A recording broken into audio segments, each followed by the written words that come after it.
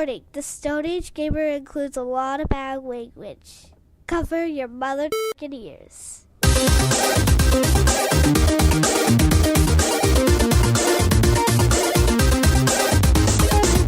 Good evening and welcome to episode 195 of the Stone Age Gamer podcast for the week of March 30th, 2018. I am Kris Randazzo, and joining me tonight is Army of Two, Dan Ryan. Thought you were going to go with last week's because that's still what's in the script, but it is still what's in the script, but look at you on the fly. Just on the fly. Just look down there, and there it was. A certifiable creative genius. And you know what? You are an army of two. I really am. You are enough Dan for two of you. I really am. I don't know what I mean by that. I am sure Tiff would agree. It is time for the March 2018 10, 20, 30, where we talk about games that came out in March 10, 20, and 30 years ago. Before we go any further, here's your weekly reminder that you can email us at mail@geekade.com. Just include the words Stone Age Gamer in the subject line. You can let us know what you think of our show, what topics you would like us to discuss in the future, or just say hello, because we always want to hear from you. Bill. That's right. You. Anyway, how you doing, Dan? What's up? Doing all right, Kris. How are you? I'm all right. It's good. How you doing, Bill? Yeah, Bill. Write in. Let us know. Come on. We want to know, Bill. Typical I swear Bill. to God, if we have a listener named Bill and he writes in, I'm going to be thrilled. Typical Bill. No, things are so Bill. Things are good, Kris. I'm prepping for my upcoming jaunt out to Virginia to go see my father-in-law. The kids are super excited. Not sure if we're going to bring the Switch or not. We did download the demo and play the new Kirby game, and I still hate Kirby. There's nothing in that game that's going to convince me otherwise. Yeah, no, I'm also playing it, and if you're not a fan of Kirby, this isn't going to change your mind. Nope, but it is very Kirby. It is. It is very Kirby. It's pretty though, isn't it? Like the detail. I was really taken aback by the detail in that game. Really taken aback. Does look very nice. It controls very nicely. I was playing it with the kids earlier. Yeah. I mean, it is very juvenile. It is very happy and very sweet. I don't mean that like offensively. Like that is a kid's game, and it's like the same thing that they've always done. Like that's the crazy thing about Kirby. Like they branched out with like Canvas Curse and Epic Yarn, but like that first with the Whomping Willow, which I know that's not what he's called, but you know, Wispy Woods, yeah, Wispy Woods. That guy being in the beginning of all the Kirby games, like he looked really cool. You know, the detail on him, but man, that is just not for me.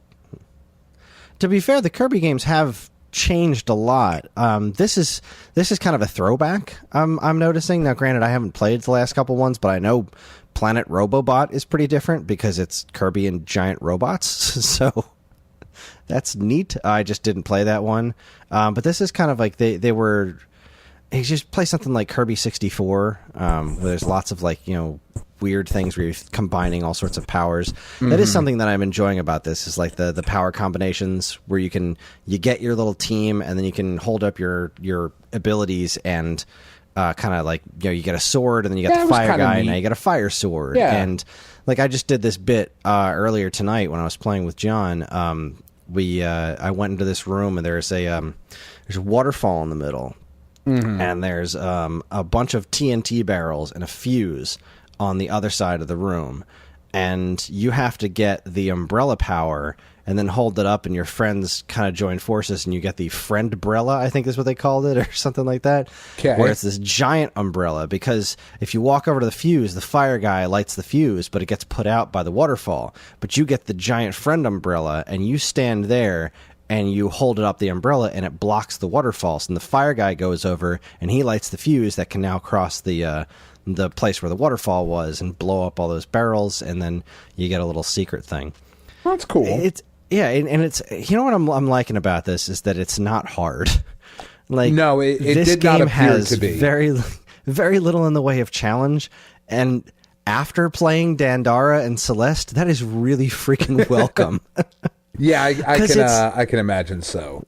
It's really happy. Like, it's clever. So I keep, coming across secrets. I'm like, that was clever. That was really cool. And, my daughter loves watching it because she loves looking at Kirby, and John thinks it's great too. And I'm just having a lot of fun just breezing through it. And, it's not super hard. I died for the first time today, which was hilarious because I got the sleep power, and I was on a disappearing bridge when I got the sleep power.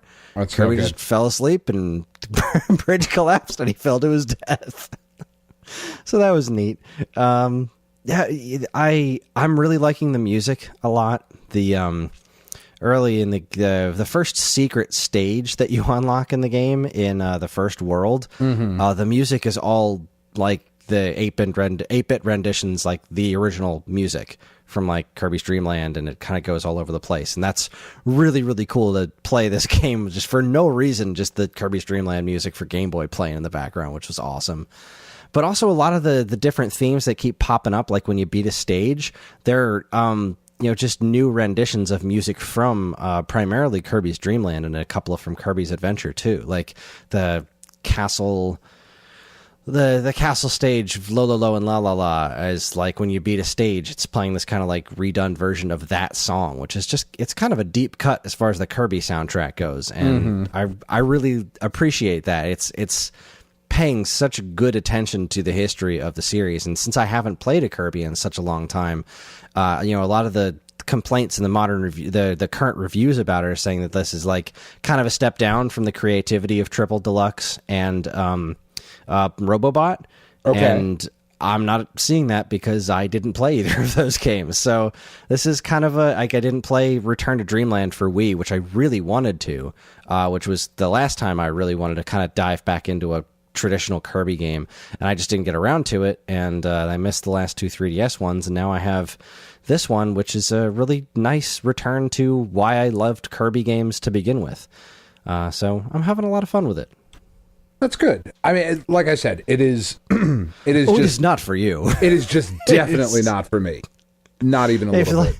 If Mario's not for you, there's no chance Kirby's going to do it for you. Now, I did the other night take down the 5th Colossus.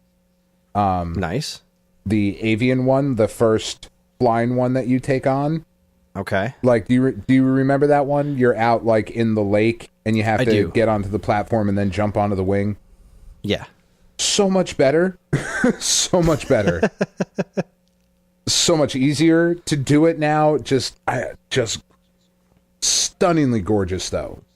Now, is it so much easier to do because it's running better, or Yes. because they added some like quality of life things to make the controls better? The controls are a little better. They're a little tighter. The camera is still problematic in some areas, which we talked about. But the fact that it doesn't hiccup as you're trying to do things. The fact that it doesn't look like Star Fox for Super Nintendo. Yeah. I mean, it makes it so much easier to get through the game. And it is so much more enjoyable that I am now just like really taking my time with it because I want to just exist in that world and just kind of enjoy it. It's so good. I love it. And we also got some pretty amazing video game movie news, Chris. I don't know if you This is the John Cena news? Yes. John Cena is going to be Duke Nukem. Isn't John Cena like wholesome though? I guess you've never seen what was it? Sisters? Tina Fey and Amy Poehler. He's like I didn't see that, but I saw he's a crazy tatted up drug dealer in that, and like he starts talking about getting with Tina Fey, and like in the outtakes he like goes through all the safe words and they're hysterical. Like there's just ridiculous shit. He's like, my safe word is Goldman Sachs. Like just nonsense. And like part of it is funny because it's John Cena, but also a lot of it is funny because he's a funny dude. Like he is a funny dude. I saw him in Oh God, I can't remember the name of this movie. I can't even remember the name of this the girl comedian who was the star of it. The Amy Schumer movie. Amy Schumer, yeah, whatever that movie was. Whatever, he was in the beginning of that too. Trainwreck, yeah. Yeah, he was in the beginning of that too. He was pretty darn funny in that. And like he is perfect for Duke Nukem. He looks just like him. Yeah. This might actually be like it's not going to be Deadpool levels of funny, but it is that good of a casting choice. Mm-hmm. Yeah. Like I have zero hope that this will be a good movie. No, I hope it's terrible. Like, it has to be terrible, or it's not Duke Nukem. But it is wonderful news, Chris. It is wonderful news. Just mashing all our worlds together. Good stuff. I did want to mention that I bought. Let's see. I feel like I'm forgetting something, but my Switch is upstairs, so I can't double check. I was playing Kamiko. Did I get to talk about that on the show last week? No.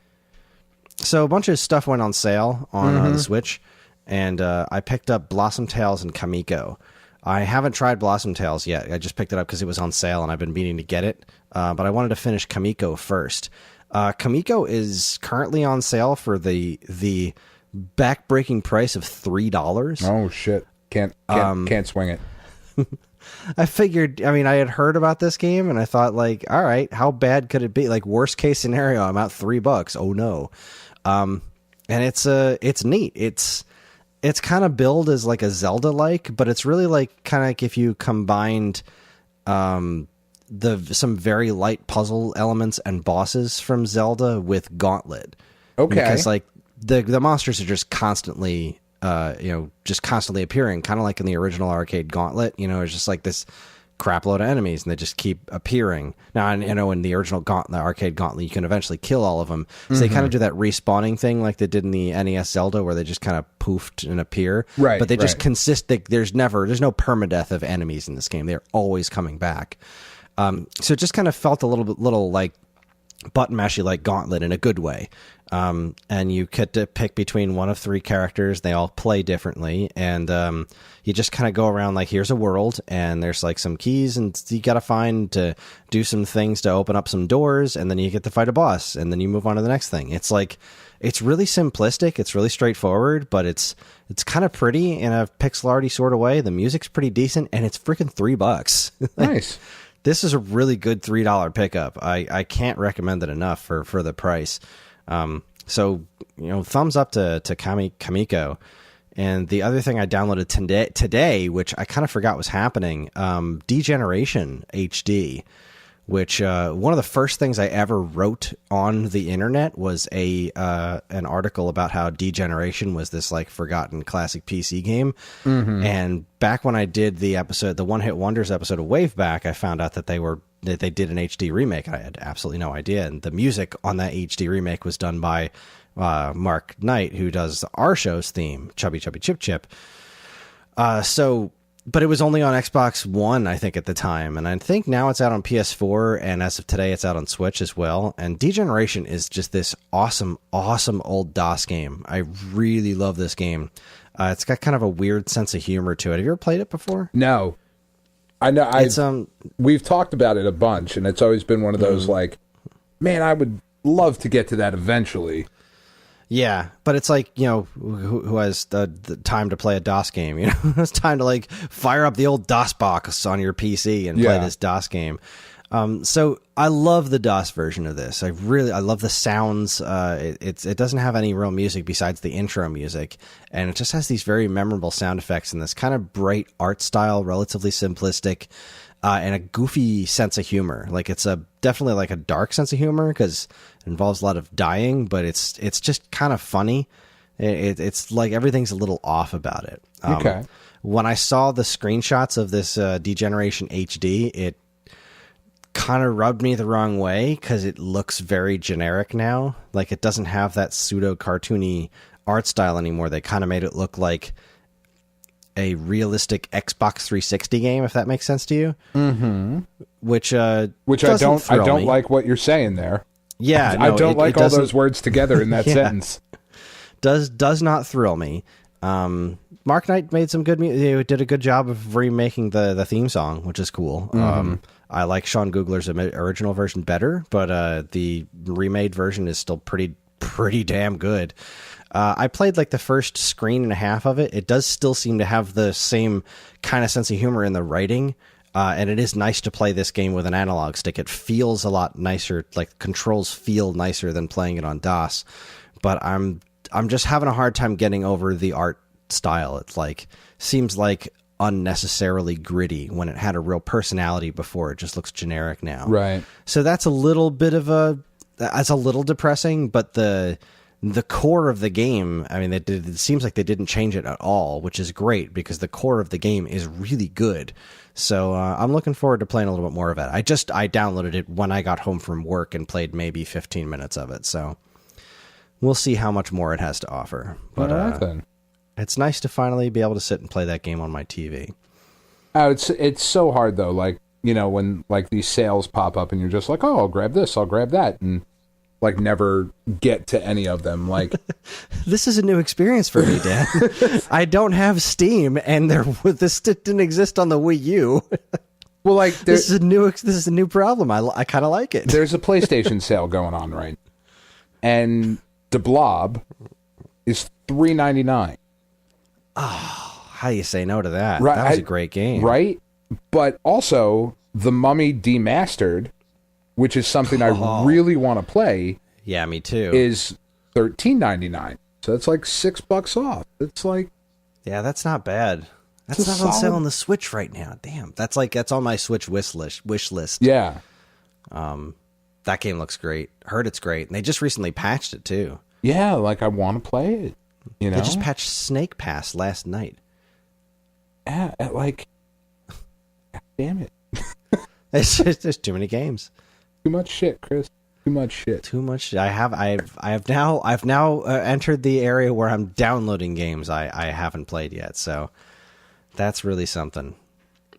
I'll get the Blossom Tales. I really will. I promise. I promise you, Blossom Tales. I'll get to you after I finish Kamiko. Maybe after I finish Degeneration. Because here's the thing. Okay, so we talked about the whole Donkey Kong Country situation.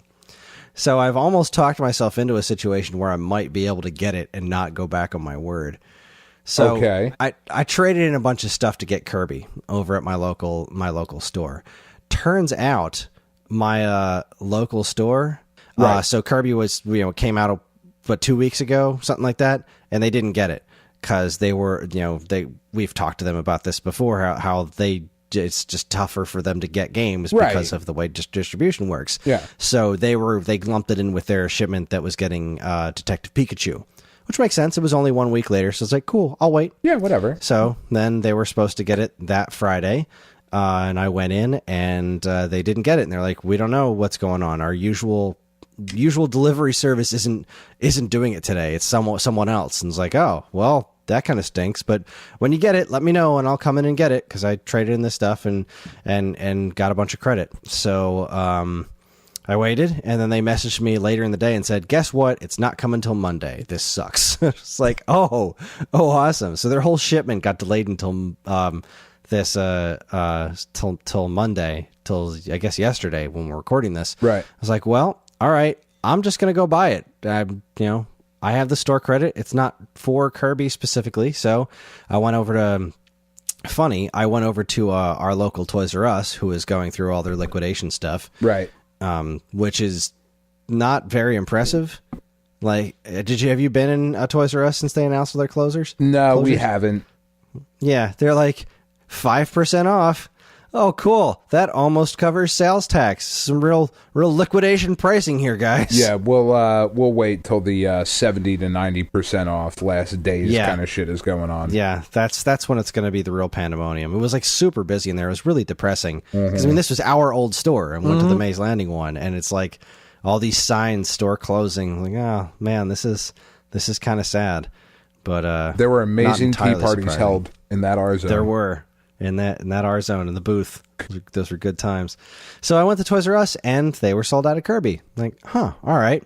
So did then you I went over if they were getting any more in? I did, and they said they didn't know. Yeah.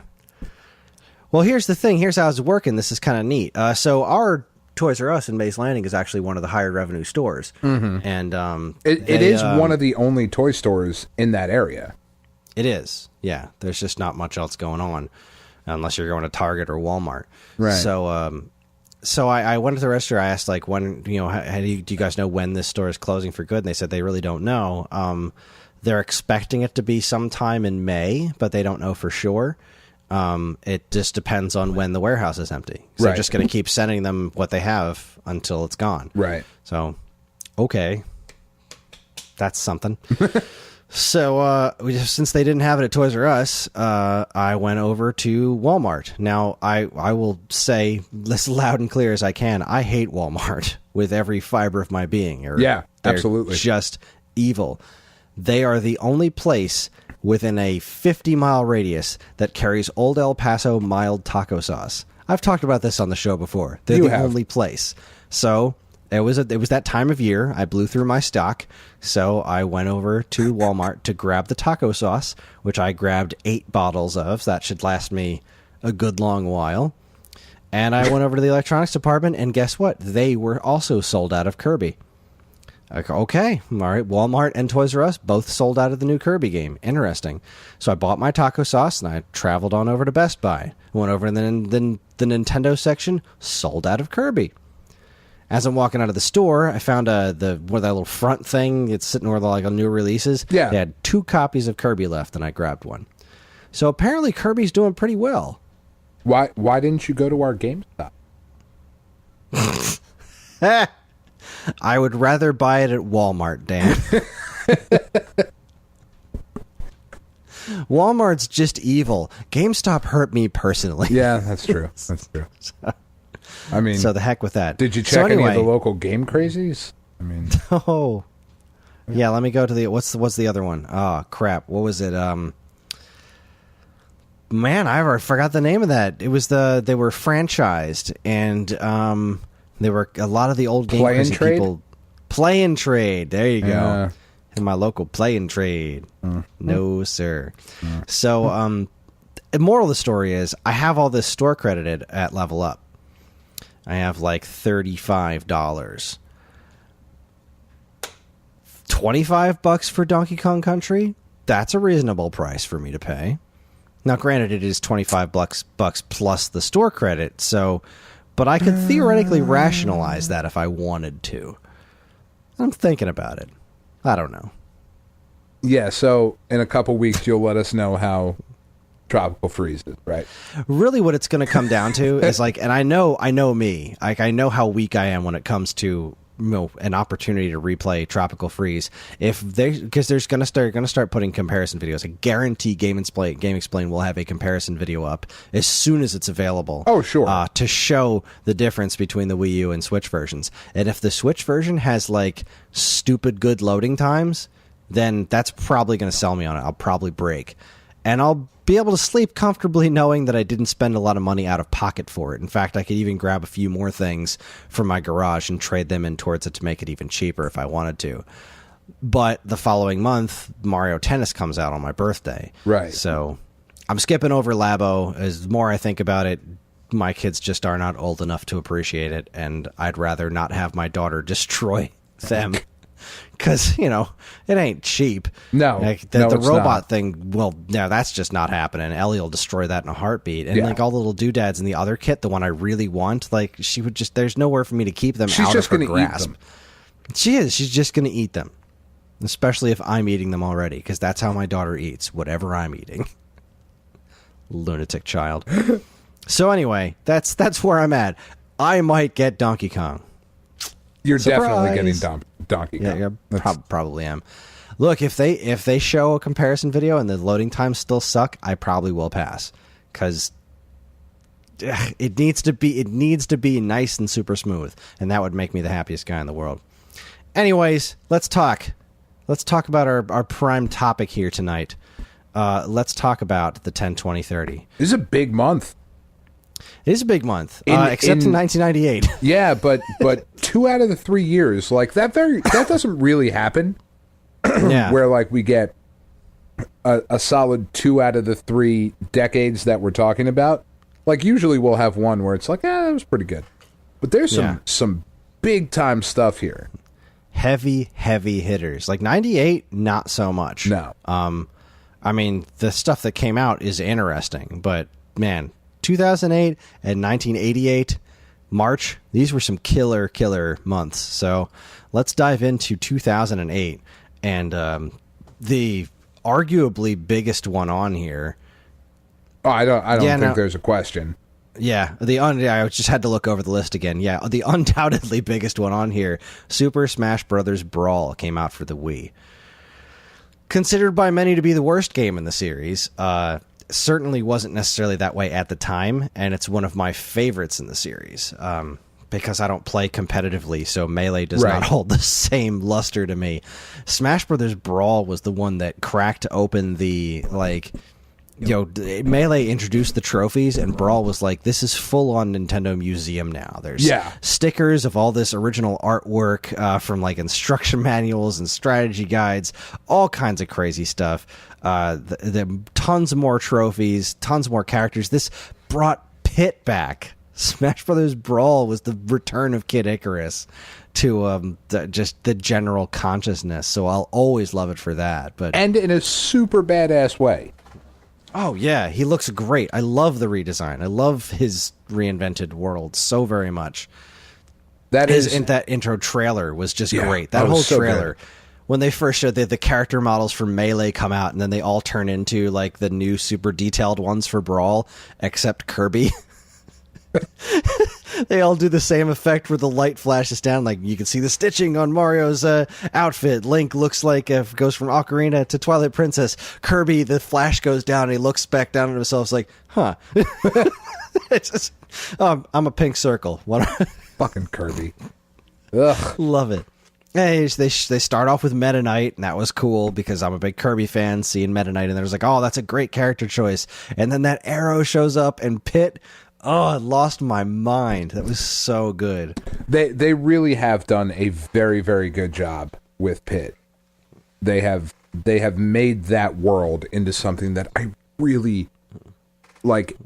I will feel really good about owning a Switch if there is a full-fledged Kid Icarus.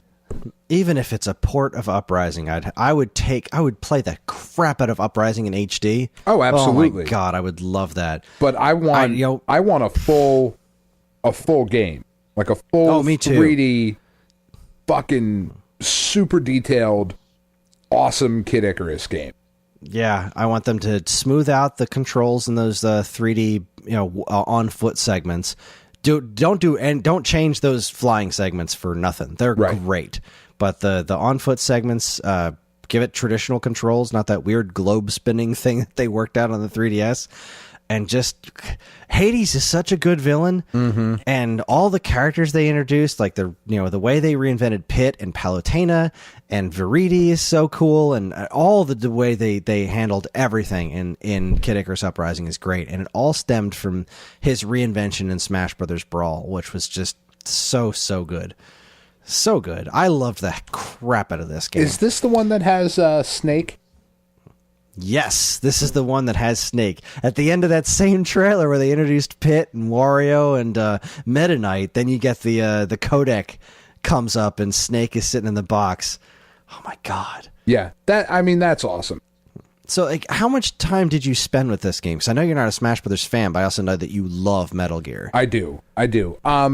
Not a tremendous amount, to be honest. Like, this was always something that I played, like, we'd go to a friend's house and they would have Brawl, and be like, all right, I'll pick it up and like jump around as Snake for a bit or jump around as Pit and fuck around. But I mean, it is just more Smash Brothers, which if that's a thing you're into, then this is perfect. Yeah, this was so much more chaotic than Melee, and I think that's what a lot of people hated about this one. Granted, tripping is just stupid overall. The fact that your characters can randomly trip, that's just dumb, and I'm glad they took that out for the newer for Smash 4. That's very dumb. It's a dumb idea. The chaos angle that they played up so much in this, because, Melee is just such a Final Destination, no items, competitive thing, all Fox only. And Brawl was just like, nah, screw that. This game is supposed to be about chaos. Let's make it chaos. And they really just amped the chaos on it with the stages and whatnot, which is really super cool. I was wondering if you had ever watched all the codec sequences you can do in this game. I've seen a fair few of them, certainly not all of them. They are worth your time. As a Metal Gear fan, they're so worth your time. Listening to like Snake and Autocon, and I think Mei Ling is in there. Like they got the voice actors for Metal Gear Solid to do these hidden codec sequences where they're talking about like Donkey Kong and whatnot. It's so ridiculous. And they did the same thing in the new one for Pit. They had all these conversations you could bring up with between Pit and Veridi and Palutena and whatnot, which is just super wonderful. But they're as cool as those are. They're not as cool as the Metal Gear ones, because I mean Metal Gear Solid is Metal Gear Solid, and it's so weird seeing it in Smash. It's just a really weird thing. And what I liked about this one in particular was, like you said, this was really the first one where they were like, no, this is going to be a complete and total love letter to everything Nintendo has brought to you over the last 25, 30 years at that point. Mm-hmm. This is the one that had awesome. Sonic in it. Yeah, I mean, that's great. And some of the best music in the series comes from this. Even the newer one, most of the music in the newer one is stuff that's from Brawl. Like, there's a handful of new remixes and stuff, too, in Smash 4, but Brawl was the one that really, really nailed a lot of the music, like, really took the music to the next level, because Melee had good music. Brawl was the one where they, like, hired musicians, like, they just farmed it out to every musician Sakurai knows or doesn't know. People from Square, from Namco, from Konami, from all walks of life covering Nintendo's history in music. It was amazing. Yeah, it's very cool. I can't talk Brawl without talking about like the legendary launch of it in my store. We were all such humongous Smash fans. This was in my Game Crazy in Union City, so we were all just tremendous Smash fans. Even a couple of our customers. And what we wound up doing was we got the game in like a day or two early. And my entire staff and me and a couple of my customers came back to my house, and we played all night long. We played Smash straight through till morning. None of us slept. I actually did sleep for like an hour because I was the one that had to work. We just kept playing Brawl all night long. We unlocked almost every character. And then we brought it back to the store the next day, and I opened up the store and they just went right back to playing. We just put it right back in the Wii and continued right where we left off and kept it going, and it was awesome. That was just what we got. Papa John's pizza, which was which isn't great. It isn't great, but they had this great barbecue chicken pizza at the time. I loved it. I was a younger man back then, and it was one of my favorite nights of gaming I've ever had, because it was just these ridiculous idiots and me all sitting in my house playing Smash Brothers just all straight through the night, and it was amazing. Good times. Good stuff. Good stuff. The best of stuff. Then this is why I love Brawl hype, Smash hype so much, because the freaking website. This was the Smash Dojo. That's right. This was where they introduced the Smash Dojo, where every day they had a new something. Either it was like a screenshot or a snippet of a song or a new character or a new item or an assist trophy or something. Like, the Smash Dojo was amazing. You check it every single morning. That was insane. That was such a good time. Well, on the opposite side of the spectrum, Army of Two came out for PlayStation 3 and Xbox 360. I did not give a crap about this game when it came out, and I still don't give a crap about this game. Nope, some people did. You? Some people were super into it. Yeah, really into it. I mean, I didn't get it. It co-op? Yeah, I guess. Yeah, it was co-op, army, shooter. Yay. Yeah, I mean, the thing. The thing people are into. But it was definitely notable. It got a sequel, but it was a fresh IP. It was a new IP. Who made this? I think this was EA. I think so. EA? Yeah. I don't know. Does it really matter in the end? It doesn't. I mean, it did. Like you said, it did very well for itself. Well enough to get a sequel. That also did relatively well, I think. Yeah. It just kind of stopped though, right? Oh wait, no, there was another one. Army of Two, The Devil's Cartel. I mean, naturally, if the devil was going to have anything, it would be a cartel. Jeez, I don't remember this one at all. This is PS3 and 360. If the I don't even devil recognize existed. this cover. I do. I don't recognize this at all. All right, good times. Yeah, I mean, again, games clearly not for us. Yeah, but I'll tell you what is for us, and specifically for you. This was God of War: Chains of Olympus on PSP. I fucking love this one. This is handheld God of War, and it worked. I remember, and it worked. I remember thinking, how the hell is this going to work without a right analog stick? Because you need that to dodge. Yeah, you do. And yet it works. It worked. It worked great. I mean, It was like one of the things that was great about this game was that, it was portable God of War, and, it was the fact that they were able to make it run and look pretty good was like, all right, this is pretty sweet. But then you played it and you're like, oh no, this is really smart. Like Ready at Dawn did a really good job with this. They made a very good game. I was like, son of a bitch. Like I did buy for this one because this was the original PSP, which was a little bit more uncomfortable than the Vita to hold. So I did buy some sort of extendy thing, like some sort of shell that you put the PSP in that gave it kind of like grips on the side. That certainly made it a lot easier. But this has some really, really excellent moments in this game, especially when you get, spoilers, when you get towards the end of this game. Like, well, okay, first of all, you start off at the shores of Attica, which was just this, there's just very cool shit in the beginning. It looks gorgeous. Like they did a really nice job of introducing you like to the world, to this part of the world that you were going to be in. And then there was stuff in Marathon, which was very cool. There was some very cool stuff with Hades. Like when you made your way down to Hades, there's one section of the game called the Ruins of Asphodel that is fucking awesome. Just crazy shit happening in that. Then you went to Tartarus after that, which is like their version of hell, which was awesome. There's like cool boss fights in that. And then when you came out of there, you went on this whole thing with Persephone and Calliope.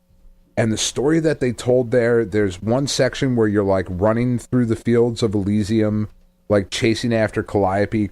Kratos is chasing after her.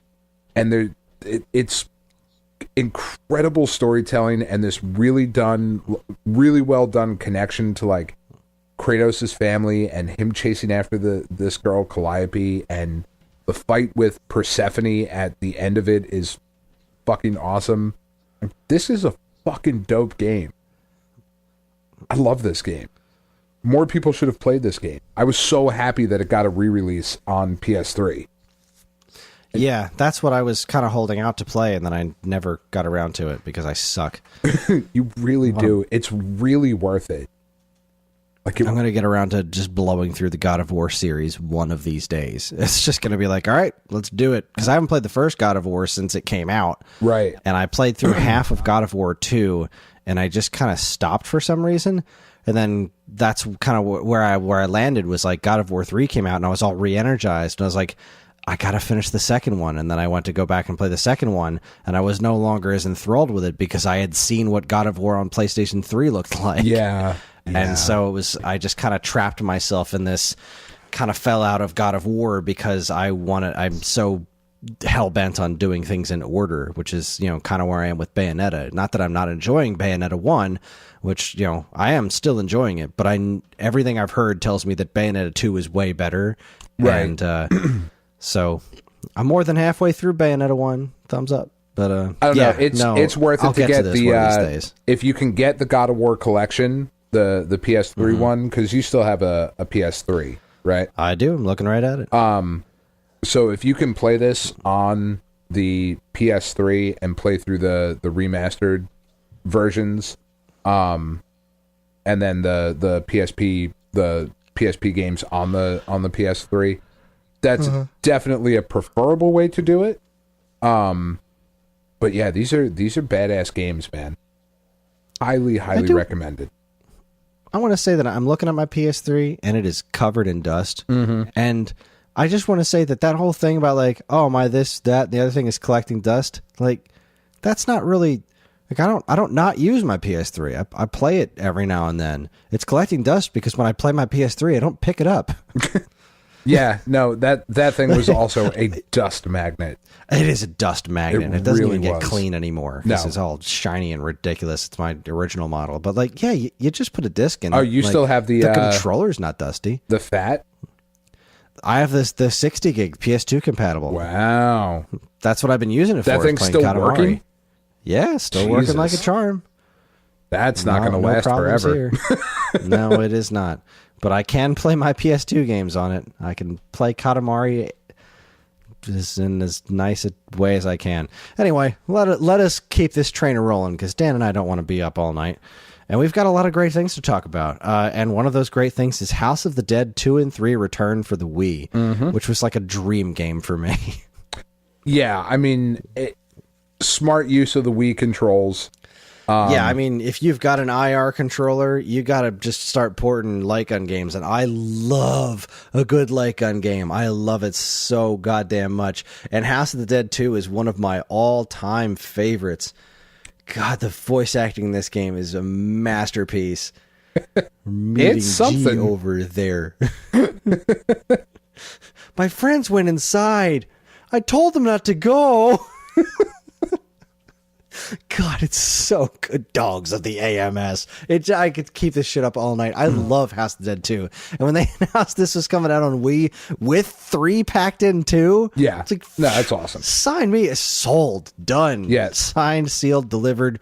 Give it to me. And I played the hell out of it. My wife and I played the crap out of this game. Because it's awesome. 2 more than 3. Yeah, because it's awesome. It's just a light gun shooter, and the Wii Remote's perfect for it. And it's House of the Dead. House of the Dead is fantastic. Yeah. Arcade perfect, House of the Dead 2 and 3 on the Wii. It's delightful. What more could you want? What more could you want to hear? Anyway. What more could you people? No, it's fantastic. It's fantastic. And it is something that I would love to see come back on like VR stuff. Oh man, I think you just sold me on VR. Like, give me House of the Dead in VR. Give me House of the Dead VR. It's make it on rails so I don't have to think about too much. But yeah, do that to me. I love on rail shooters. I really do. Oh, they're fun. So much fun. They're so fun. Glorious. God damn it. So Rainbow Six Vegas 2 came out in March of 2008. Did you play this? No, I am not a Rainbow Six guy, but I know that there are lots of people that are. I know Dean's a Rainbow Six. Oh, Dean. Tom Clancy's reading Rainbow Six. I'm sorry. Anyway, no, I know nothing about this game. No, I know that it sold a crap load of copies. People love Rainbow Six, like love the tactical shooter aspect of it. Love the whole thing. I get it. Yeah, no, I do too. Get it. It's just not a thing that I've ever really gotten into. Yeah, more so than Army of Two, where it's like, all right, that's neat. Like Rainbow Six, like I get this. This is awesome, and if I was a young single dude, I could probably get into something like this if I had a bunch of friends to play it with. Sure. But it's the kind of thing that there's just no way I'd be able to learn, and there's no way I'd have the people to play it with. But I'm happy that the Rainbow Six, like these Rainbow Six Vegas games, I thought were just they were just cool. They were cool. They looked really good for the time. You know, it's I think what you said is pretty accurate though. Like I don't have the time to really devote to getting like a squad of people together to play this game. It's ultimately why I didn't buy The Division. I was super excited to play The Division, But like the more I saw about it, it was just like, oh man, like I'm not going to have the time to dedicate to something like this to get as good as I would want to be. You know, like yeah. Same kind of thing with like I feel very similarly to Monster Hunter. Like I really want to play Monster Hunter World, but I'm not gonna. You know what I mean? Like I could buy it and I could have it, but I'm not going to play it. And by the time I actually have time to sit around and like dedicate time to it, nobody else is going to be playing it. You know, so it'll be like, fine, all right. You know, I'll have to beg Dean to jump back into it. Like, come on, dude. You know you want to. You know what I mean? Like, and that's not something. And he would. He would, because he loves us. But he does. You know, that's just not really something that I'm looking for. So, yeah. All right, moving on. Oh boy, this one. All right, so Crisis Core, Final Fantasy VII came out on PSP. And this was a huge deal because this was the sequel to Final Fantasy VII, right? This was the new Final Fantasy VII game. This was before that Vincent game, right? What the hell was that one called? Something. I don't. It doesn't. I feel like this was the first real sequel, the real expansion to the Final Fantasy VII mythos outside of that movie, right? That wonderful, wonderful film. Sure, let's go with that. What was it called? Children of the Atom or something? I don't Children even of the know. Corn. Children of the Corn. Final Fantasy VII. Final Fantasy Crisis of the Corn. Crisis. No, it was Crisis of the Atom Corn. The Atom Corn. Alpha. Versus Street Fighter. 75.5. Portal. 0.7. Half Portal. Stupid. Crisis Core Final Fantasy VII. God damn it, Squeenix. Get your shit together with the naming. I played like a few minutes of this, and it just, I guess, it's just my overall lack of interest in Final Fantasy VII, like, not interest, reverence for Final Fantasy VII. Right. And this was kind of really continuing that art style that they did with that movie, where I did not care for this art direction. Where they kind of they kind of made these characters a bit more hyper realistic, but it was in that very, very dour, pale kind of, like, I didn't like the way Cloud looked. And I know this game was primarily about, what's his name, Zach, I guess, something like that, or Zach, something like that. I'm sorry, I am not a Final Fantasy VII aficionado, but I know it's the dude that, like, Cloud took over his life or something like that afterwards. Right? This was a prequel. It was a prequel to Final Fantasy VII, I think. This is actually, I'm looking at it right now because I want us to be accurate in our reporting, Chris. Crisis Core Final Fantasy VII was in 2007. It actually came out in America first. This was in 07? Wait, no, I'm looking at the wrong thing. This was 08.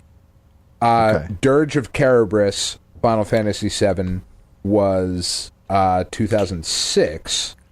Oh, so Dirge of Cerberus was first. Okay. And then before Crisis, Final Fantasy VII was... oh, God.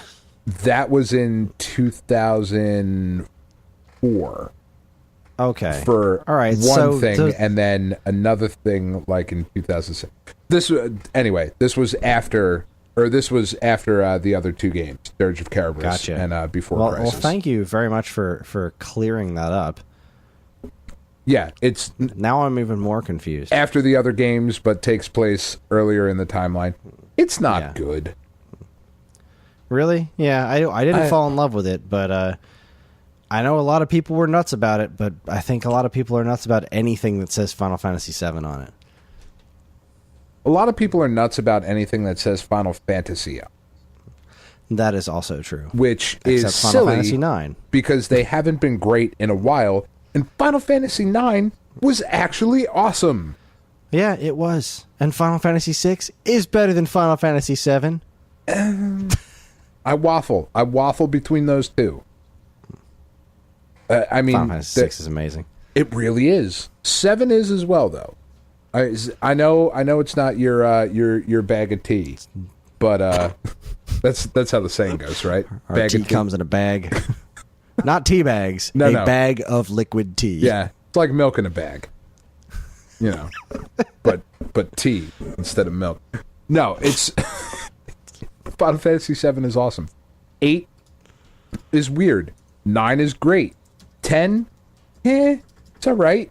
But like, Yeah. after it's all 10, right. shit started coming off the rails in a big bad way.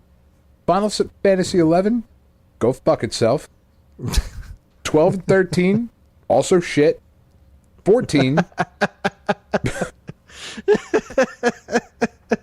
People love 14. What the hell was 14? Was that another online Yeah, one? it was the online one. It was the Okay. better version of Final Fantasy 11. Like, everybody got suckered into buying it again, and they were like, "Oh fuck, actually, this one works." All right.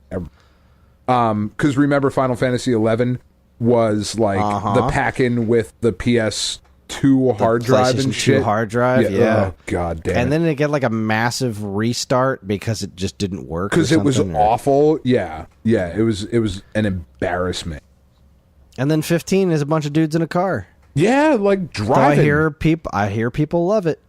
People love it too, but I think we talked about it on the show. Like, I watched some gameplay videos because I was like, oh, maybe I could get into Final Fantasy again.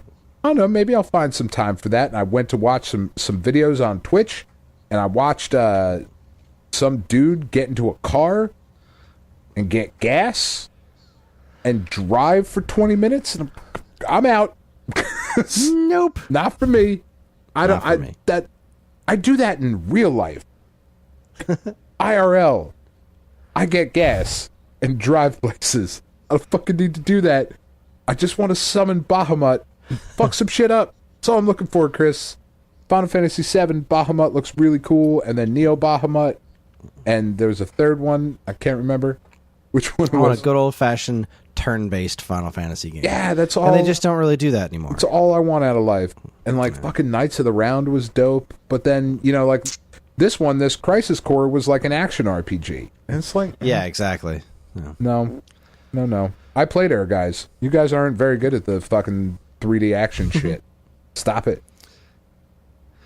So our last game of March 2008, we'll touch on real quick, which is Ninja Gaiden Dragon Sword for DS. I did not play this. One, because I didn't love the direction that the Ninja Gaiden games were going after the first reboot. But two, I was also really annoyed at the time with everything having to have a DS as a subtitle. Yeah, Like, that was something. good, we get it. Enough. Sometimes it actually made sense. Sometimes. I mean, the Dragon Sword is kind of a thing in Ninja Gaiden mythology, but this game was neat because this was it was all stylus controls, which worked fairly well, and it was cool because you held this book style. Yeah, you held the DS that's on what its this side. one was. It was kind of neat. I never finished it because it wasn't like, I don't know, it just didn't quite grab me. Like, it was all, I guess it was probably because it was the stylus controls and it was Ninja Gaiden on the DS. It was really more of a, I'm really impressed that this exists. And I think they did a really clever job of making this work. Yeah. I did like the new Ninja Gaiden games gameplay wise. Particularly the first one. I think I kind of fell off around Ninja Gaiden 2. Yeah, I liked the first one, but after that, they kind of, like, there is something, the way you feel about NetherRealm is kind of the way I feel about Team Ninja. There's just something about Team Ninja games that I am just not into. Yeah, I can definitely see that. I am such a huge Ninja Gaiden 1 and 2 fan, not 3 for NES, that They're amazing. was super interested in playing a new revitalized Ninja Gaiden. And I was very sad to learn that Itagaki, was that who was the guy in? Yeah. Itagaki had never even played the NES games. And that kind of bummed me out because Itagaki, like, you know, they put Ryu Hayabusa in Dead or Alive. Dead or Alive. Yeah. And I thought that was always neat that was like, oh, this is a Tecmo game. They haven't forgotten about this character. That's cool. And then when they did a new Ninja Gaiden game, it had nothing to do with the original mythos. And I liked the character redesign, but the gameplay was just not even related to Ninja Gaiden. No. Like even tangentially. Like it was a very solid action game, but and the first one is definitely like super polished and whatnot, but the story was terrible. It was just stupid. The story was terrible. The world is very bland. Yeah. Like the monster design. Honestly, I enjoyed Shinobi, the Shinobi reboot, more than I enjoyed Ninja Gaiden. As did I. Because you know what Ninja Gaiden didn't have? A super cool red scarf. A gigantic fucking red scarf that looked awesome. A red scarf that would make Todd McFarlane blush. It really would. No, but you're right. That first game, when that first game came out, there was really nothing else like it. And kind of like what you're saying with Dragon Sword on the DS. Like, you're holding this book style, it's touch controls. Like, there's really nothing else like it. Like, you're innovating in this space. And it was very cool to put this on the DS. However, continue. You still need to make a good game. Just you because do, you and could they didn't make a doesn't mean you should. They didn't make a bad game, but and I don't remember if this had already happened, but look at Contra on the DS. Right. Contra 4 is like great old school 2D Contra, but with modern sensibilities, and they made an amazing game. When they announced they were putting Ninja Gaiden on DS, I damn near shat myself at the opportunity to play a new 2D Ninja Gaiden game. Well, and that's not what they did. All of the possibilities of Ninja Gaiden in a traditional 2D side scroller, with the multiple levels that you could achieve with 2 screens. Like, that idea, so much cooler. And that what was the one that they announced in the Nintendo Direct? Way of the Ninja? The Returner? The Messenger. Oh, boy. Yeah. Yes, please. All in. 100%. Yes. All in. Looks incredible. Yep. And that's what I wanted on the DS. Yes, that's what I wanted out of I'm with you. DS Ninja Gaiden. I want Ninja Gaiden 4. They keep doing this where like somebody will grab an old IP, like they did it with a not terrible, but relatively not impressive Double Dragon 4. You know what I mean? Like they did it with Contra 4, and they'll take these old properties and just make a sequel. And nobody's done that with Ninja Gaiden yet. And the regular franchise has been dead since the abysmal Ninja Gaiden 3. Right. So which is terrible. So somebody needs to do something with Ryu Hayabusa and that world, and Jakayo and Ashtar and friggin' Sewer Rat Rob. And I love them. I love that world. I love the stories, except Ninja Gaiden 3, which I thought was crappy. Bring me Ninja Gaiden 4 by Inti Creates. Oh, Inti Creates. Are you listening? Do what you did to Blaster Master to Ninja Gaiden, please. Holy crap. Please give me Ninja Gaiden 0. I don't give a shit. What a good idea. Yeah, reboot it. That's fine. But like treat it with the same sensibilities, that same cinematic flair with the kind of cheesy storyline, but still good. Kris. Spoilers. We got time to talk about Ninja Gaiden. Oh. Okay. Like, oh wow, look at that. Yeah. It's just hold on a minute. Hold your fucking horses. There's not much to talk about in 1998, Kris. Oh, well, that's good because it's already getting late, and we're gonna take ourselves a break. We're gonna do some commercials, and when we come back, we're gonna talk about the games that came 20 and 30 years ago. You're listening to the Stone Age Gamer podcast from Geekade.com, so stick around.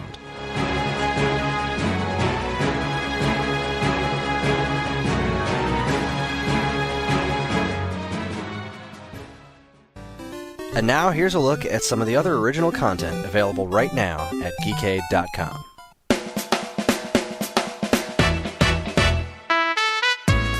First up, it was Matt's turn to pick a game for the current episode of the Wave Back Music podcast, and he chose the Capcom NES classic Strider. Kris didn't have a whole lot of familiarity with the game or its music, which surprises me. Just as an aside. Arcade version, I'm very familiar with. NES one, just kind of never... I never had it. I love it. Anyway, when they recorded the episode, he also happened to be all manners of loopy and tired. And drunk. This is true. The resulting podcast, maybe a little hot, was a tad on the goofy side, but did they make it work? Find out in Wave Back episode 53, Strider for NES. He was also tripping. Next, not long ago, a man with a beard named Dan was told he'd never wrestle again. And so the once bright future of Dan Ryan was cut short. Relegated to co-hosting a video game podcast and writing about beer and wrestling, Dan lives a life of perpetual sadness. I do. His beard, however, is doing just fine. It really is. Needs a trim. But wait! Dan Bryan, who also was told he couldn't wrestle anymore, has been medically cleared to get back into the ring. Thanks to that joyous news, Dan picked up his pen/keyboard and wrote a brand new Why I Love Wrestling article. Don't miss Why Dan Loves Wrestling. Yes, yes, yes. With additional yeses available for an additional charge. Not gonna lie, my buddy Rachel texted me while we were working. She just sent me a message because we use Slack for work as well. And she just sent me a random message during the day of Daniel Bryan yesing. I was like, okay, cool. I'll text you back some weird wrestling gift because that's a thing we do. And she was like, no, asshole. He's been cleared to wrestle. It's like, fucking what? So excited. So excited about it. I'm fucking over the moon. Like, it really is this amazing... Like, if you can imagine somebody who loves what they do, having that taken away from them for 2 years, and then being told, like, we were just kidding. Get back in there, champ. Like, that's awesome. That's such a nice story. I thought it was permanent. I thought it was like... I'm worried about him. It maybe should be, but whatever. He was going to fucking do it anyway. And if he didn't, like, if WWE didn't clear him, he was going to go to, like, Ring of Honor or New Japan. Someone's backyard.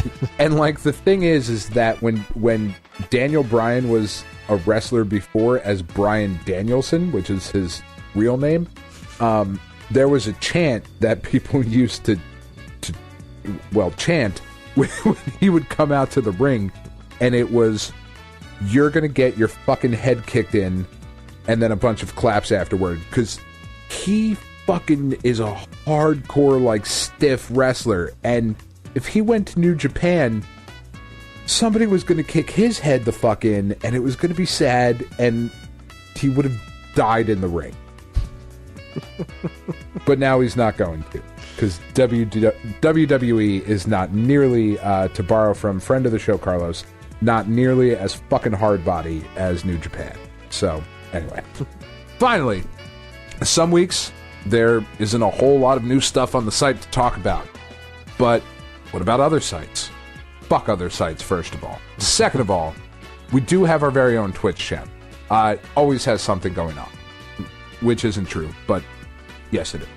Every Thursday night, Jordan from the Nonstop Comic Shop podcast spends a few hours streaming some games, and the best lord himself, Dean DeFalco, that's how you say it, right?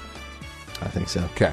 Puts his streaming pants on, which is good because he's usually not wearing any. And they stream whatever they damn well please. You like people playing games, talking about them as they do? Be sure to check out the Geekade Twitch channel located at twitch.tv/ where's that backslash? Backslash. Forward. Slash. Let's try that again. You people playing games and talking about them as they do, be sure to check out the Geekade Twitch channel located at twitch.tv/Geekade. You can catch all this great stuff plus tons of other articles, videos, podcasts, and more right now at geekade.com.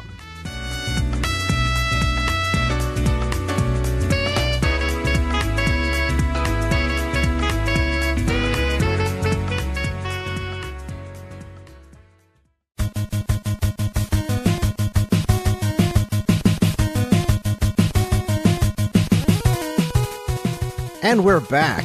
let's travel back to 1998 and talk about Dead or Alive for the PlayStation. Which we just kind of talked about. We did just kind of talk about, but it's not great. Like, look, let's be honest. There is one thing that made Dead or Alive popular, and that was the fact that the boobs were very bouncy. The original PlayStation Dead or Alive has like the most comedically bouncy boobs ever. It looks so stupid. It's stupid. Like it is actually distractingly dumb. Yeah, it's bad. Like, and it wasn't an extraordinarily good fighting game, but it did have Ryu from Street Fighter in it. It did. Kasumi, I've always really liked as a character. That's really about the only character that I ever felt was worth a damn from the Dead or Alive series. I can't even remember any other characters. Kasumi there was some was girl wore a cowboy hat. Yeah, some that Tina, dude. I think. Maybe some like big dude that looked like Hulk Hogan or something. Yeah. God, no, it's just not great. Zack is okay. Kasumi was the one who was kind of like a blue version of Mai Shinru, like with the long flowy thing in the front. Yeah, she's like a cross between her and Chun-Li. Yeah, pretty much. Character design wise, but like I'm watching a video of the PlayStation version, and like the boob physics are just so ridiculous. It's stupid. It's just dumb. It is. It's just dumb. What was... there was one... It wasn't this one. Dead or Alive that was good. It might have been 3. I think was like the best one in the series. Maybe 4. I don't remember. It's just... There was the one on the Dreamcast that was pretty cool. It might have been Dead or Alive 2, actually. Maybe. But, it was like... It was pretty cool, but, I mean, Soul Calibur existed, so I didn't really care. Soul Calibur and Tekken existed. Yep, and there she is, Kasumi fighting Hayabusa. Mm-hmm. And I always thought that was so cool. There he is. I mean, Anyway. Dead or Alive has a hardcore fan base. But really, everything you need to know about this franchise, as a franchise, is the fact that they made a beach volleyball game. There's several. Yeah. Moving on. Yeah, moving on. So we also had the release of 1080 Snowboarding on N64. Which I did not play. Me neither. Do you know anything about it? Like, did I miss something good? Because, like, I loved Cool Borders.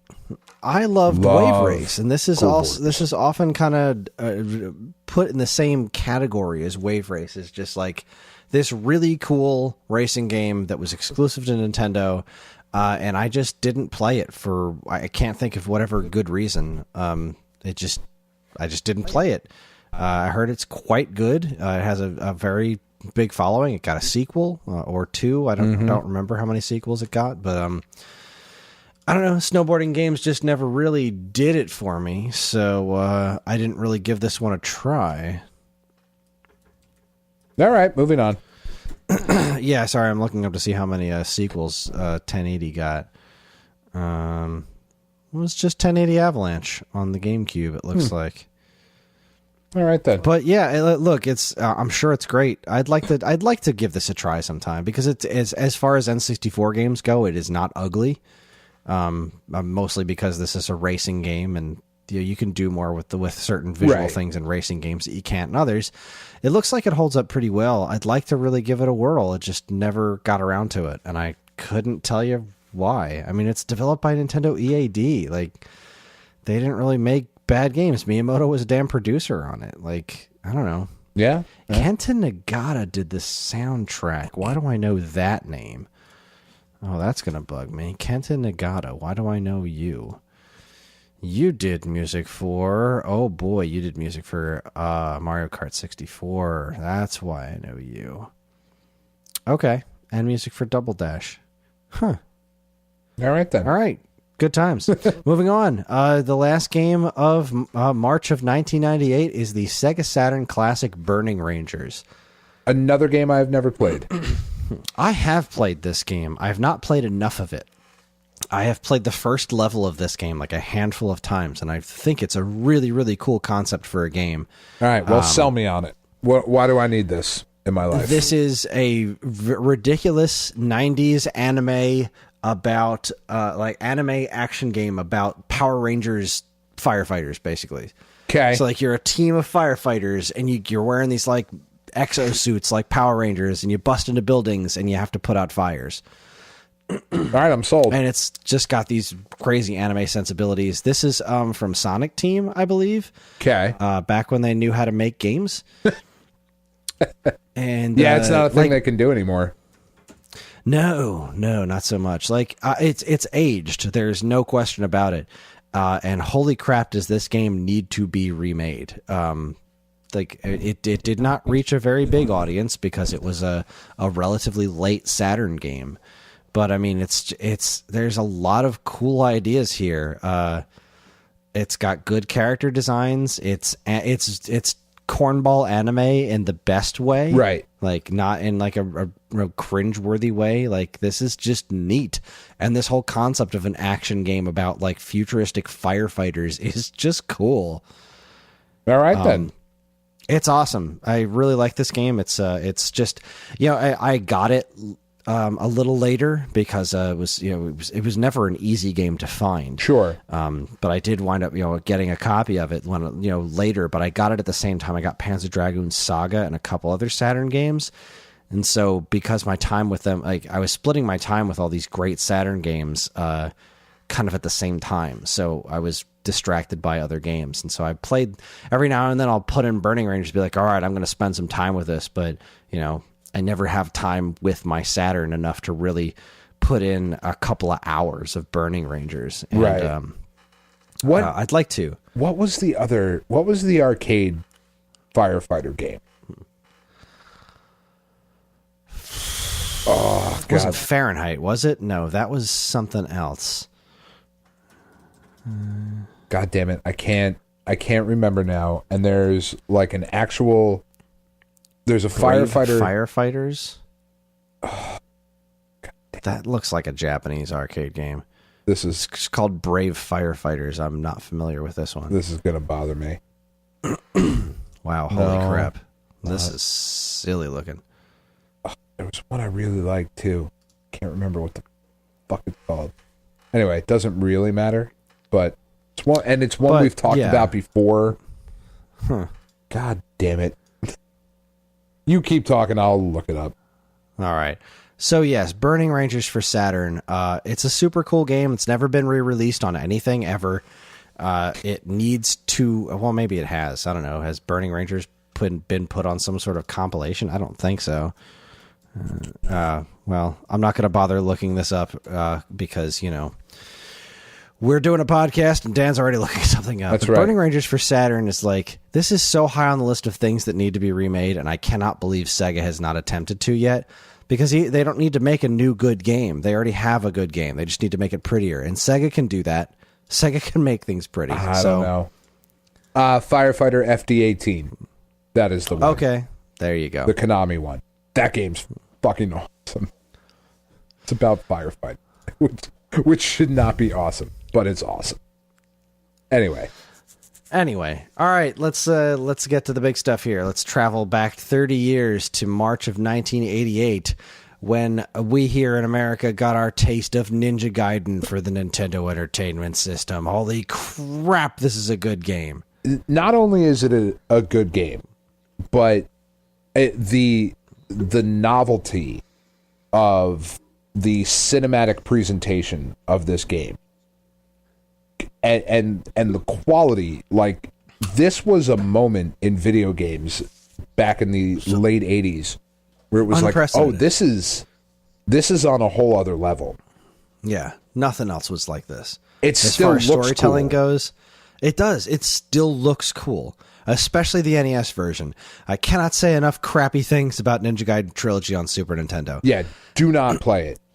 Yeah, don't mess with that. You got to play Ninja Gaiden. You've got to play the NES version because it does these effects with the cinematics where things fade in and out, and those effects were removed in the Super Nintendo version because they just didn't have that fading effect. So, a character, for example, in Ninja Gaiden 2, the camera will pan and it'll be a close-up of Ryu's eyes, and the camera pans to the left, and behind Ryu's head you'll see the character of Sewer Rat Rob showing up on the right, and it fades in, kind of like you're getting this forced perspective thing happening because of the fade-in effect. And when they do it in Ninja Gaiden Trilogy for Super Nintendo, he just, boom, there he is. What? That just looks terrible. No. Tons of that stuff that really takes away from it. But this game is a freaking masterpiece. We were just talking about how we did Strider for NES on Waveback. And this was a similar situation where it was like, instead of trying to recreate the arcade game, although that is a slightly different situation because that was developed at the same time as the arcade game, just by a different team, but whatever. A lot of games on the NES, when you think about like Bionic Commando or Rygar, they're just very different from their arcade counterparts because they're even Contra to an extent. They took what worked about the arcade games, but they were coin ops, and they decided to just expand upon these games. And Ninja Gaiden for NES is so intrinsically different from the Double Dragon clone that is Ninja Gaiden the arcade game. Right, and I like Ninja Gaiden the arcade game. I like it all right. It's an okay beat 'em up, but the Ninja Gaiden on the NES is by far the better version of the two. And and it still holds up. It still looks great. It still sounds great. I mean, those scenes, like, here's the other thing. You got the cutscenes with the really like thin letterbox thing going on there, and that's awesome. But man, when you get to the stuff where he's like standing on the cliff looking at the castle, oh, it's so good. That's amazing. That so still good. Looks so good. And we've gotten the some music really well. Yeah, the music is incredible too.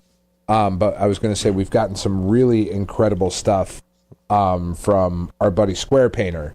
Doing some of these some great Ninja Gaiden scenes. He's done some really, really incredible stuff that is absolutely worth your money if you ever happen to catch it at a show. Like, so good. So good. I fucking love this game. I love the story. Me too. I love the way it plays. It's fucking hard. Yeah, this is a hard game. It is punishingly difficult. It is, and not in a fair way. Not in a fair way at all. No, once you memorize it, it's okay. Yeah, but you got to memorize it first. You do you have to not die at the last boss, because if you die at the last boss, you're going back 8 levels. Yeah, it's like yeah, which is fucked up. Yeah, but god damn it, I love this game. I love this game too. A lot. Absolutely. So on the different side of arcade conversions, we have Afterburner for the Sega Master System, which very ambitiously attempted to recreate the arcade experience on the Master System. And while it pales in comparison to the unbridled awesomeness that is Afterburner in the arcade, this is a fairly solid arcade port considering what it is. I loved it. Yeah, I loved Afterburner on Master System. I loved Afterburner in the arcade. I loved it on the Master System. It was one of those situations where I'd go to my buddy Chris Rizzo's house, who had a Master System, and I'd play Afterburner and be like, "This is almost like the arcade game. This is really cool." Yeah, it really was like, this is close enough. I'm in. Yeah, it really captured the spirit of it. And it controlled really well. Like, that was always one of the things about Afterburner. And for those of you listening that do not know, Afterburner is a third-person F-16 fighter jet game. That was really fun to play, because back then, like in 1988, the flight games that we had were Flight Simulator. It was fucking boring. Like, Flight Simulator is the game that your dad played on the computer, like when he got home from work, because you had to like fly a plane. Like when Flight Simulator was a fucking simulation of like flip all these switches and shit. Like it was boring. Well, of course, you also had Top Gun for NES. Right. Which is... But that was also a lot more flight simmy. Yeah. It was less arcadey than that. It was, less sim than Flight Simulator, but less arcadey than Afterburner. And while I did enjoy Top Gun, particularly I enjoyed Top Gun 2. I liked that one way more than I liked Top Gun 1. Yeah. Which I did dig Top Gun 1, but it was okay. When I got my first taste of Afterburner in the arcade, I was like, holy shit. This is next level.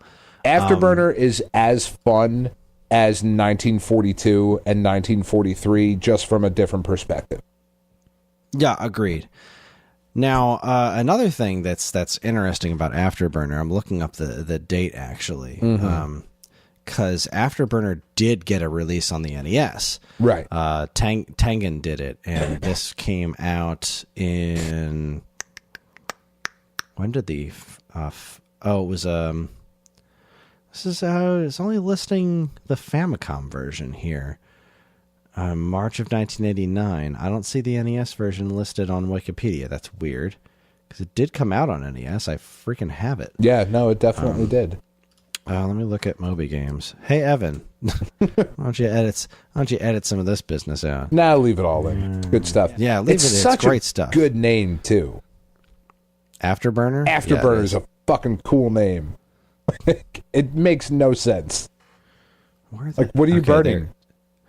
Like, what are you doing after? Burning. Doesn't make any sense at all. But it fucking sounds cool. I love that. I love Afterburner. As do I. I think Afterburner is great. Oh, that's why. Because the NES is a port of Afterburner 2. Okay. Even though it's just called Afterburner, it appears to be, according to Moby Games, it's a port of Afterburner 2. An updated re-release of Afterburner. Besides extra levels, a few new enemies, a few touches of the soundtrack, and more disposable missiles, the biggest addition is the ability to slow down or speed up manually. The rest of the gameplay remains identical. The NES version does not look bad. Which is more than I can say for some other NES conversions where, like, you're comparing to the Master System ones, and the Master System ones were just flat out better. Oh, yeah. Yeah. I'm actually looking for I think I'm looking at the Master System one right now, actually. I'm looking at the gaming history source. Yeah, there's the Master System one. And, yeah, the Master System one just looks better. It looks so much like the arcade game. I mean, the frame rate's obviously way worse, right? But the sprites themselves just look so similar. It's just really impressive. Like their Space Harrier did not really catch me. Like the Space Harrier one just did not match up to the arcade one. Like just not at all. No. But boy, this Smash System one was like a really, really solid effort. Gotta appreciate that. I do. I really do. I like it. I do have to correct myself, though. It is not an F-16. It is an F-14 Tomcat. I don't want the internet to fucking get all pissed off at me. I mean, I don't care that much, but, accuracy is what we strive for here on this show. Well, speaking of games that we love, dance aerobics. Uh-huh. I just put this on there because this game will always be funny to me. So Dance Aerobics came out for the Power Pad on NES in 1988, March of 1988. I've played this game. Of course you have. I wrote my first article I wrote for Nintendo Force was about the Power Pad, right. So I played every single game for it. And the most interesting thing about Dance Aerobics is that there's like this music making program that you can mess around with, where you step on the different Power Pad dots and make music.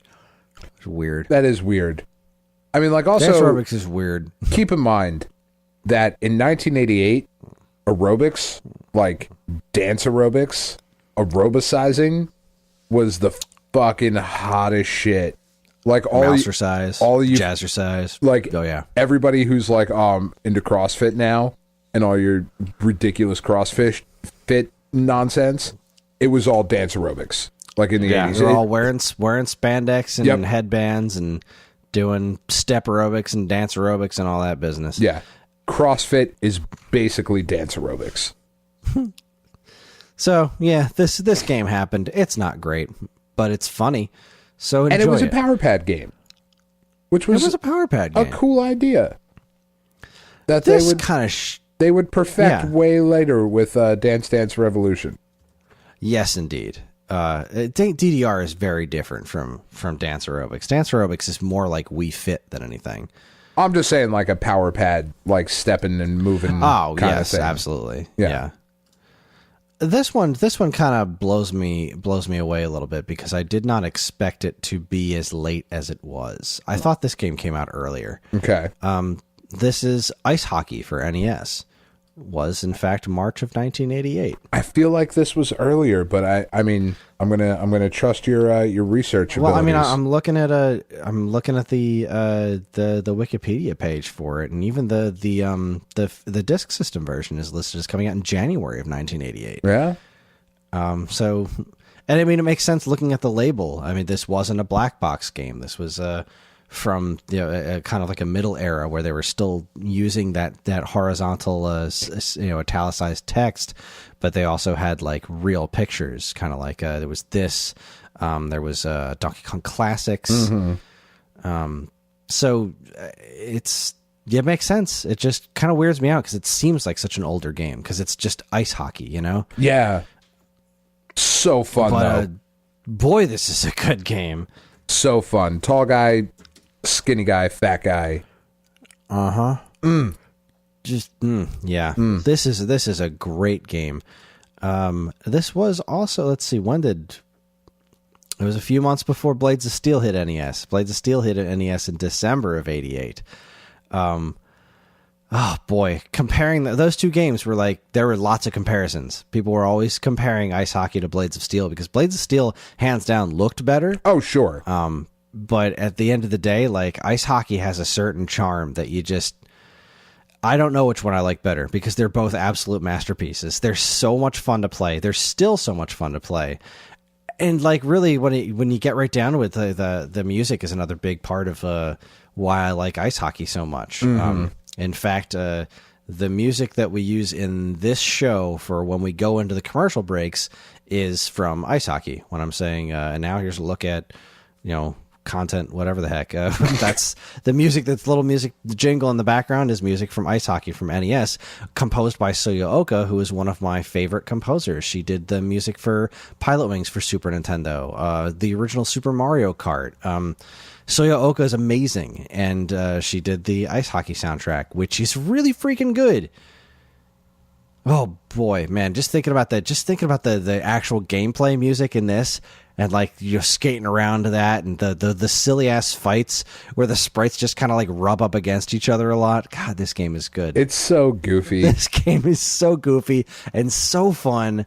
Ice Hockey is amazing. I really do adore this game. It is a very, very fun game. And you're right, like Blades of Steel is certainly I don't know, I think I would say it's a more realistic hockey game. Yeah, like it is and it isn't. Like it definitely has a more realistic art approach, because this Ice Hockey does look kind of cartoonish, and everyone's proportioned correctly in Blades of Steel. But when you run into somebody in Blades of Steel, it goes boing. I love this game. It's a great game. Great good. game. It's so good. And absolutely, boy. like not everything that we talk about on here where it's like, this is maybe something you should definitely play Ice Hockey. If you have not played Ice Hockey, this is absolutely worth your time to go back and play. This was not. Oh, this was put on the Wii Virtual Console, which you can no longer get to. As of today, that is shut down. Yeah, that's dead. That's done. Yeah, well, you can't add points. You can still go there, right? If you happen to have Wii points, you can look at it. You can download things if you already have the points in your account, but you can't buy anything. No. But it is on the Wii U Virtual Console as well, and that is still readily available. So. Get this game. This is so good. Ice Hockey's so good. Absolute great classic sports game. This one I put on the list because I am fascinated by its existence. I've never played this game, and I'm assuming Dan hasn't either. Nope. But Pete Rose Baseball was released in March of 1988 for the Atari 2600. That's nuts, first of all. Isn't it? Like, Atari 2600 games still coming out in 1988. and Pete Rose. Pete Rose. Like, people in baseball don't like Pete Rose. No. He's kind of got a whole thing. Now, When did his whole thing happen? That's what I'm about to look up. Yeah. Because I actually think it's bullshit, and Pete Rose should be in the Hall of Fame. Because everything that he did after, podcast for another podcast. Anyway, he was banned in 1989, so a year later, after Pete Rose Baseball came out on the Atari 2600, he was banned for life from betting on baseball. Yeah, I know almost nothing about this game other than it was a 2600 and 7800 game the year later. But yeah, still releasing Atari 2600 games. You gotta respect that. Still cranking them out after Nintendo revitalized the industry in America. Which is times. crazy. Like, have you looked at screenshots of this game? No, I have not. For a 2600 game, it looks incredible. They were doing some crazy stuff on late 2600 games. I know there's this football game that just looks bananas. Mm-hmm. It's just like it's got this weird 3D perspective. Yeah, man, these are the 2600 screenshots, or are these? No, that's 7800. There's 2600. Yeah, even still, not bad. Yeah, that's like, way to go, Absolute Entertainment. Like, the 2600 was not capable of pushing very high quality graphics. But man, like, they made this work. They did somehow. This is think about, compare this to Home Run, right? Which is, that's a big change right there. That's a pretty considerable step up. Home Run is a line and a stick swinging at a square. Yeah. That's basically it. Not a lot going like that. That's not an Home Run for 2600 is not an attractive game. No, this is also not all that attractive. Nope. But it's pretty darn impressive. But it's way better. Yeah, way better. Moving on. Oh boy. All right. RC Pro-Am. God damn it. Another RC game Pro-Am. that's in the same box type as ice hockey. Oh my god, I love RC Pro-Am. This game, it just hours and hours and hours as a little kid. Just also still holds up. Still holds up incredibly well. The track designs are fun. The control is perfect. God damn it! I love this game. This was old school Rare, man. This is when I think of Rare. These are the games that come to mind. And ooh, wow, right. And this is also a very early David Wise soundtrack. Mm-hmm. Some of my favorite compositions come from David Wise, and RC Pro-Am's just great. The sequel's really good too, but the sequel was like way later in the life. It was not an easy game to come by, but the original RC Pro-Am has some of the most fun track designs, which is weird to say because there's not a lot going on, right? But it's like the things that are all over them, and the cheating orange car. They'll just like orange car. all of a sudden be like, doo, doo, doo, doo, and now it's going 3 times faster than everybody else, and the race is over in no time. But, and I love the power up system. Where you could add, like, what was it, the sticky tires and the turbo accelerator. Yeah, but you have to like get them. Like they're just laying. Like it's not like you get points and you redeem them for things. They're just laying on the course. Yeah. So you've got to steer into them to get these enhancements for your vehicle. And when you spelled Nintendo, it changed your car into like a minivan for the second part, which is weird. And then for the third chunk was the little race cars. But, oh boy, and this was put on the Rare Replay, and I forget what they changed the Nintendo letters to. I think it was probably Champion. Sellout. We're sorry. Yeah, I think it's Champion. Forgive is what us. They changed it to. Because this was also... There's also a crazy-ass port of this called Championship Pro-Am on Sega Genesis. Which is just a port of the NES game, except it's got 6 cars instead of 4. Which I've is never really played neat. that. It's. I mean, it looks and sounds like a Genesis game, but it's just like well, it sounds like a Genesis game. It looks like the NES game, but 16-bit eyes. You know, they didn't add any real graphics to it. They just kind of Cleaned it up a little what bit. Was already there. Yeah, cleaned up was there, and then the 2 new cars were purple and I forget what the other color was, but purple and green, right? Because you had the red car, which was you, the blue car. Yellow. Oh no, the green car was already in there, and there was the yellow car. I don't remember what the other car was. Whatever. On the Genesis version, Championship Pro-Am is literally RC Pro-Am. So in case you didn't know, now you know. But the NES game was where it's at because the NES game was the classic, and it's so good. And this was a game that I played with my son all the time. It's one of the games he still asks me to play because it absolutely holds up today. It is as fun to play today as it was back then. Purple and gray. Great game. Purple and gray. That's it. That was the other color. Sorry. It's neat. It's a neat little game. Yeah. The Genesis one is super cool. The NES one is the classic, and they're both great. RC Pro-Am's great. The Game Boy game is great. The sequel for NES is great. I wish Rare was still making games with Nintendo because it's just never going to happen on Xbox, and it would be really cool to get a badass new RC Pro-Am game. RC Pro-Am was also one of those games that was really fun to do lives or levels with. You know, like you would just trade off. Like, yeah, true, yeah. Pass off the controller, and it was just a really, really fun game. Do. So good. So good. All right, well, we're on to our last game, and our last game is a weird one, which is Dragon Power for NES.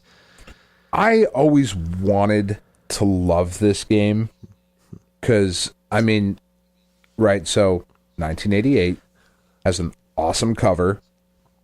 Right. It's got a dude with a bunch of crystals on the front. But it's awesome. He's kicking. He's wearing a white karate gi. It looks like it's going to remind you of Kung Fu. Right. And I'll never forget the first time I played this game because it was in my early collecting days on the NES, and I picked up Dragon Power, which I always just kind of skimmed over because the cover just looked like, all right, whatever, it's a thing. And I turn it on, and I'm like, wait a second, this is Dragon Ball. Yeah. What the? Wait a minute here. This is a very early adaptation of a Dragon Ball Famicom game. And the Dragon Balls were changed into crystal balls, and they changed the names of certain characters, and hairstyles were a little different. Like Goku didn't have as spiky a hair. He still had a tail, though. He's still a monkey. He's still a monkey, but he didn't have the iconic Goku hair, I forget what they changed Bulma's name to. Dragon Stephanie. Power. Stephanie? Okay. I don't know. I'm just making shit up. But it's weird. It's weird. Something cool like Bulma, Rebecca. It's similar. I'm looking up the differences here. Dragon Power. Let's see. But it plays kind of like Zelda, right? A more action. There's no real puzzle solving in this. But I mean like that kind of top-down perspective in a lot of it. It's a top-down action game. Yeah. For the most part, it is.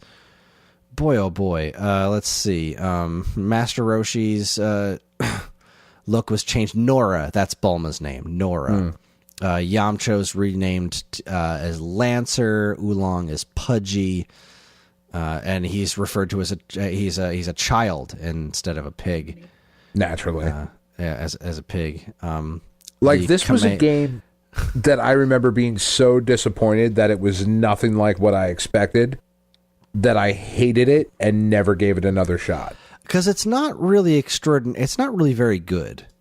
Is it at bad? The end of the day, it's not bad per se. It's considering what it is, and now having actually watched at this time, I knew I had watched Dragon Ball Z, but original Dragon Ball was even harder to come by in America. They hadn't really done much in the way of localizing it. so I only knew of Dragon Ball as like kind of, you know, the what I picked up from Dragon Ball Z episodes. Right. And so like now that I've seen Dragon Ball, going back and playing this game is interesting because it does follow, you know, the plot more or less of the original Dragon Ball of, you know, meeting Yamcha in the desert and you know, all that jazz. I think this goes into the rabbit. How far does this go? Do you fight the Red Ribbon Army in this? Okay, yeah, let's see. So I'm looking at Dragon Ball Wiki right now, which describes the game. Let's see. You meet you beat up the bear thief. You meet Oolong and do the whole village bit with Oolong. Then you meet Yamcha in the desert.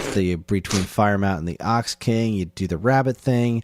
Pilaf, the Tenkaichi tournament, Master Carrot's Revenge. Oh, that's hilarious! I didn't know they did that. So Master Carrot is this rabbit that Goku fights, and in the end he sends him to the moon to make like dumplings or something forever, because Dragon Ball is freaking weird. Apparently in this one, Monster Carrot's Revenge, Goku goes to the moon to battle Monster Carrot again. That's awesome. That's weird. So it looks I do not like the original Dragon Ball, by the way. I don't know if that's a hot take or not, but I love the original Dragon Ball. I like Z. And I even like GT. I like Super. I do not like the original Dragon Ball. I especially like the evolution in the original Dragon Ball. Like the first season is a little too far in the comedic arena, and I've talked about this on our TV podcast about how original Dragon Ball in particular is awful to women, particularly Bulma. It's just terrible. But there's so much. The pacing I'm finding, because I've been doing a Dragon Ball rewatch, and I've just finished Dragon Ball, and I'm, you know, part way into Z, and the pacing in Dragon Ball is better than in Z, because especially the beginning of Z, which is still kind of a lot like Dragon Ball, where you're following Gohan in the woods and all that stuff, where he's doing his training before the Saiyans actually show up. the pacing in the original Dragon Ball kind of goes well, but the original Dragon Ball, I think, it changes so much when you get to the first Tenkaichi tournament. Like when you meet Krillin, so the first chunk of it with just Bulma and Yamcha and Goku fighting Pilaf is one thing, and it's got its moments. But once Krillin's introduced and they go through their training with Master Roshi, they go to the Tenkaichi tournament, and Master Roshi poses as Jackie Chun. Eventually, when you meet Tien, and then they do the whole tournament saga with Tien is super good. And all the stuff with King Piccolo and then Piccolo Jr., like Dragon Ball does not get the credit it deserves, because I feel like a lot of people think of Dragon Ball and they just think of Goku in the blue outfit, Emperor Pilaf, lots of comedy, and that is a big chunk of it. And it's part of why I love Dragon Ball Super so much, is that it brought a little bit of that comedy back. But the back half of Dragon Ball is so freaking good. It just doesn't get the credit it deserves, I think. That's fair. This game, though. This game's all right. This game is at best all right. Yeah, it's a weird thing, because, like you said, you had seen Dragon Ball Z by this point, right? Yeah, I had 88. I had seen at least some of Z at this point, and this game was before. No, not at this point. I didn't play this game in '88. God, no. This was way later. By the time I played this game, Z was airing on TV. Oh, okay. I was getting confused with what you said, because I was I don't remember Dragon Ball being around. Like, that's the only anime we had at that point was like Robotech. Yeah. Voltron. Yeah, Voltron. Like, this was not like Dragon Ball is such a part of American culture now. But like in '88, it was just not something that existed for us. Well, I mean, as far as I know, this was the first localization of Dragon Ball in America, and they took out all the Dragon Ball shit. Yeah, they really tried to localize this and make it more American. And it's let's see, in graphically altered version North American market. Dragon Power, which divorced the game from the Dragon Ball license. European version, which retained the license, simply titled Dragon Ball, blah, blah, blah, blah. I mean, I'm not seeing anything that confirms this, but I don't remember anything that had ever been set Dragon Ball in America before. That's why there's so many drastic changes, because they tried to they literally tried to localize this, right? And they took a lot of liberties, and it was weird. But so having seen Dragon Ball Z as it was airing on the WB on Sunday mornings here in America, and like the stuff that I had gotten, from Chinatown and whatnot, all the VHS tapes recorded off TV, right? Playing this game and discovering that it was Dragon Ball, I was like, wait a minute, that's Goku. What the hell who's Nora? That's Bulma. It freaked me the hell out, because it was super neat. And it's going in. This is a curiosity. This is not a great game, but if you're a big Dragon Ball fan and a big old school NES fan, you got to try this game, because it's so weird and so interesting. Yeah. Bananas. Like I said, I always wanted to like it, because I thought, it looked cool, and some of the ideas that were in it sounded cool. Like reading the back of the box, it was like, oh, this could be awesome. And then played it and was like, this is terrible. This Never is touching less this than awesome. Yeah, this is not at all what I thought I was getting.